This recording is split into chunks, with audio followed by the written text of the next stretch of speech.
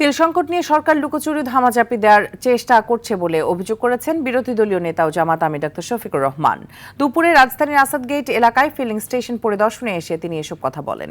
বিরোধী দলীয় নেতা আরও অভিযোগ করেন, তেলের সংকট ও চাঁদাবাজির কারণে দ্রব্যমূল্যের দাম বৃদ্ধি পাচ্ছে। এদিকে ছুটির দিনে আজও তেলের পাম্পগুলোতে দেখা যাচ্ছে লম্বা লাইন। তীব্র গরমে ঘন্টার পর ঘন্টা অপেক্ষা করে তেল সংগ্রহ করতে হচ্ছে গ্রাহকদের। এমন ভোগান্তিতে ক্ষোভ প্রকাশ করে যানবাহন সংশ্লিষ্টরা।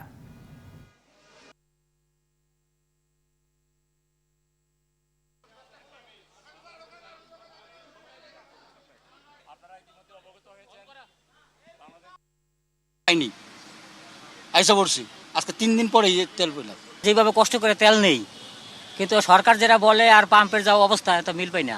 জাতীয় সংসদে দাঁড়িয়ে যদি জাতিকে অন্ধকারে রাখা হয় এবং সত্য কথা বলা না হয়, যদি অসত্য তথ্য দেওয়া হয়, তাহলে এটা জাতির জন্য দুর্ভাগ্যের এবং লজ্জা। আমরা দুঃখ প্রকাশ করছি যারা এই তেল নিতে গিয়ে ঘন্টার পর ঘন্টা কষ্ট করছেন, রোদে পুড়ে এবং বৃষ্টিতে ভিজে।